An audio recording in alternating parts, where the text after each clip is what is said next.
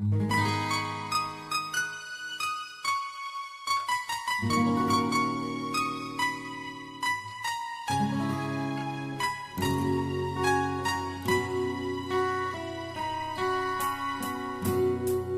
ว่าฮักที่มีให้เจ้ากว้างไกลกว่าฟ้าเกินอธิบายคำว่าฮักส่วนมีความหมายฮักสุดหัวใจเพียงเจ้าเท่านั้นมีเพียงเจ้าเท่านั้นทุกลมหายใจเธอคือคนสุดท้ายที่ใจต้องการหากยังคงจะหวังหากยังคงจะเหมือนเดิมทุกอย่างจากนี้มีเพียงเธอเท่านั้นที่จะยืนข้างๆกันออกสิ้นลมหายใจหากจะเหมือนเดิมมีเพียงเจ้าเท่านั้นที่จะอยู่ในความฝันของหัวใจอยากจะบอกว่าฮักทุกวันเพราะคำนั้นคือใจสั่งมาอยากจะอยู่ข้างกายทุกวันเวลาเพราะเจ้ามีค่าอยู่ในชีวิตมีเพียงเจ้าเท่านั้นทุกลมหายใจ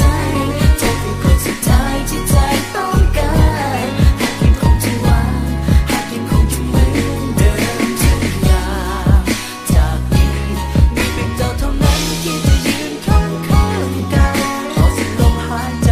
หากจะเหมือนเดิมมีเพียงเจ้าเท่านั้นที่จะอยู่ในความฝันของหัวใจ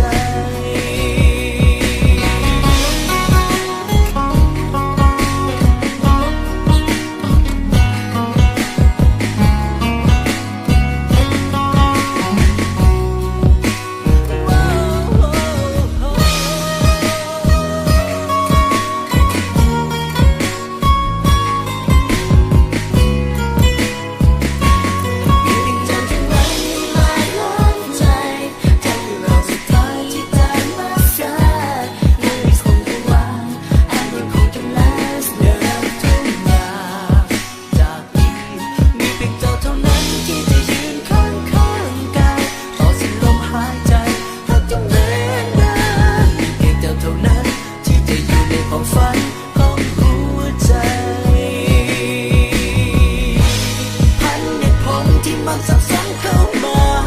พันปัญหาที่มันค้างคาในใจ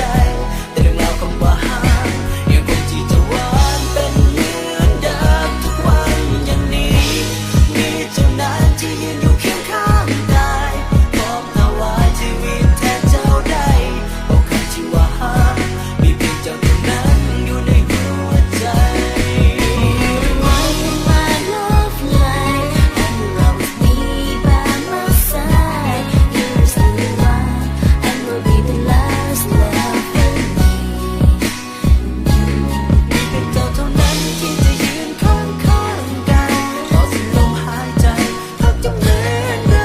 มมีเพียงเจ้าเท่านั้นที่จะอยู่ในความฝันของหัวใจมีเพียงเจ้าเท่านั้น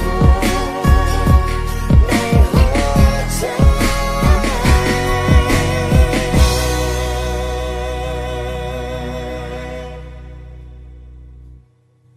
มีเพียงเจ้าเท่านั้นทุกลมหายใจ